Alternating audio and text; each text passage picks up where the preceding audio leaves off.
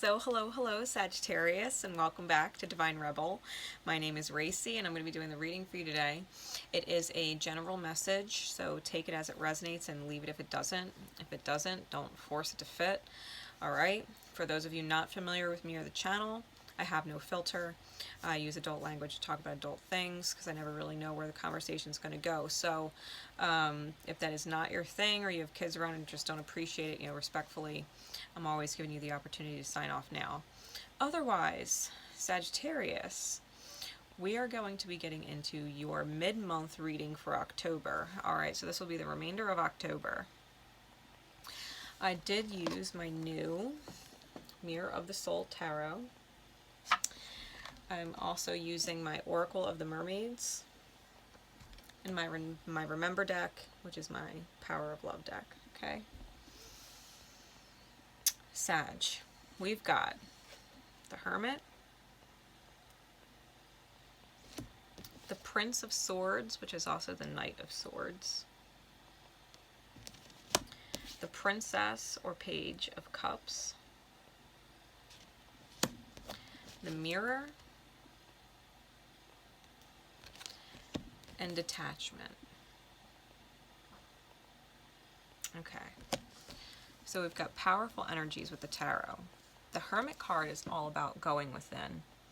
This is about not being afraid to shine your light inside your shadows, to go deep, right? To go deep into your own shadows and shine light there, to learn about the self. This is the inner journey. With the inner journey that you've been on and will continue to be on, this Prince of Swords is all about cutting the other people steering your life loose. Cutting ties with other energies that are steering your chariot in the direction of their, I just heard, monkey minds, and not being in control of your chariot. So you're taking your sword here and just cutting those connections loose so that your chariot can ride free. Okay? This is freeing. And I'm getting shattering.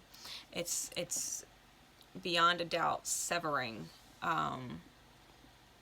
relationships with others. If anything, on a very mental plane. Attachment. And being in self-love guiltlessly. Being in self-love guiltlessly with the colors on here.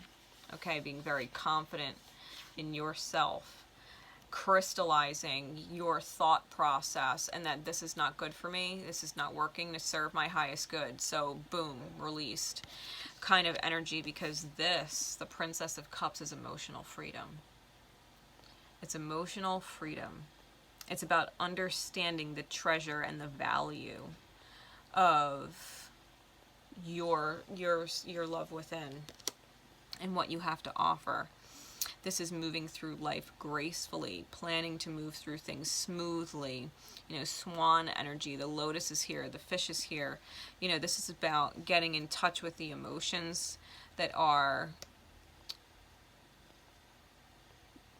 I'm hearing, linked to compassion within the self and for what you've been through on your journey. Like if it's been a slow process, in order to build the value of love in your life within the self or with others, you're absolutely cutting all ties to whatever past damage left shadows in your experience, those ugly shadows of memories or people, or lessons learned over the course of time with others.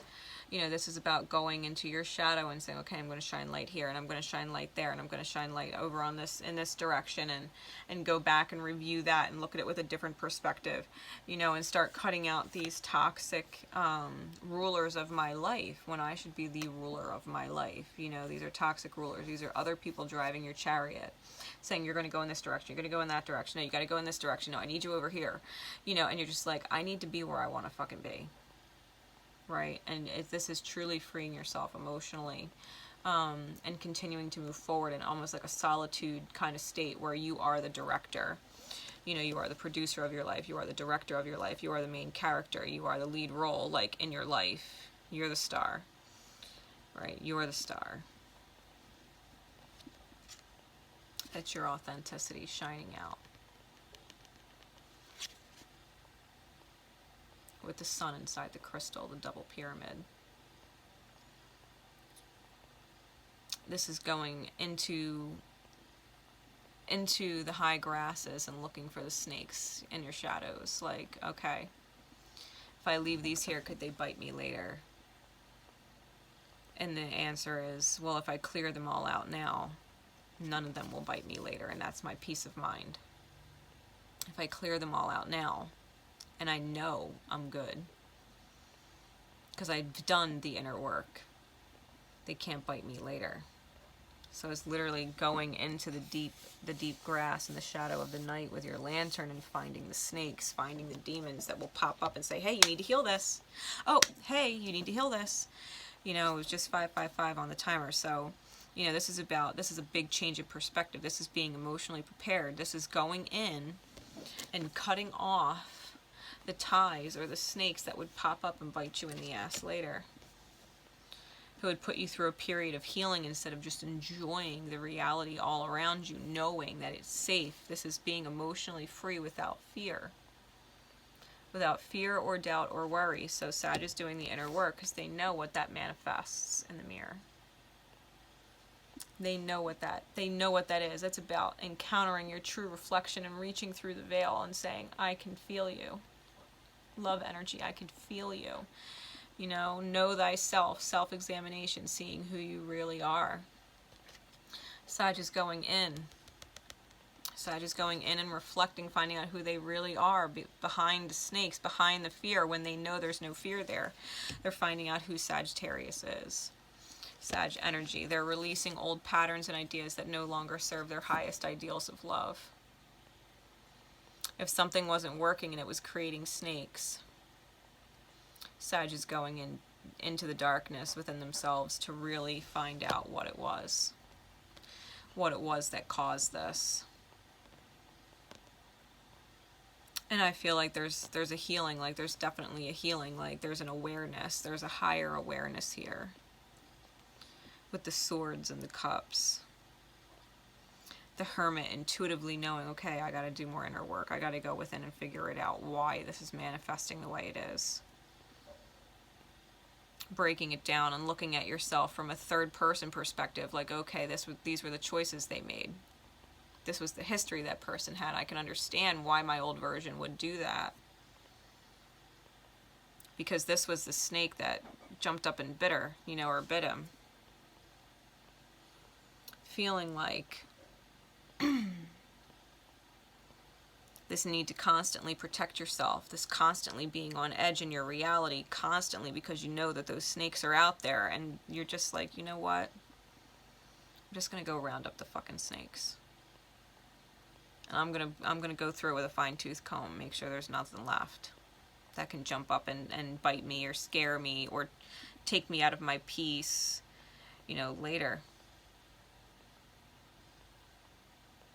Because not only is Sagittarius protecting themselves that way, they're protecting anybody else they take on the journey with them, like all the snakes are gone.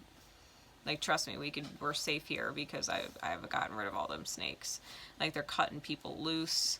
They're emotionally setting themselves free so that they can move through life gracefully, smoothly, in an enlightened way, like really making sure that they go within. I'm hearing walking the entire perimeter, like doing a full circle with things. Knowing who you really are, not judging the self, but being really confident in the healing work that you've done, Sag. That you're releasing old patterns that get you in trouble or get you off path. When we talk about shadows of Sagittarius energy, Sagittarius is a runner. They quit things. They're also very blunt with the things that they say. They could be they might not understand how what they're saying in their brutal truth is actually affecting another or hurting another in a sensitive way that's not being expressed. So when Sag is looking at their shadows, like, okay, why do I always quit things before they have a chance to succeed? Why do I always run? Why do I always flee? You know, why do I always sabotage it with the things that I say? You know, what am I protecting myself from with these snakes? You know, what am I protecting myself from in these shadows that I can't see?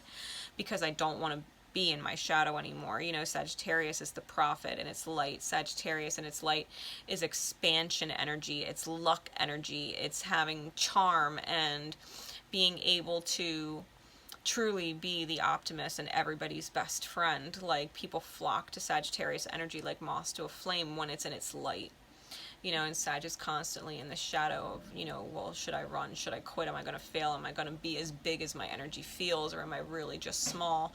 You know, it's dealing with those shadows and seeing that all of those shadows come from somewhere, and you can actually go back in your history and address them, and go back to like the first time you dealt with this, or the first time you experienced that within your own shadow energy, and understanding where it came from. Alright, so Sagittarius, for the rest of October, you're really going to be, and I'm hearing like moving in through November too. Like, it's going to be a bit of a trek with this energy. Really getting in touch with yourself and detaching and staying guided in your light, because you don't want any snakes to jump out later. You're protecting yourself and others by making sure all the snakes are addressed ahead of time.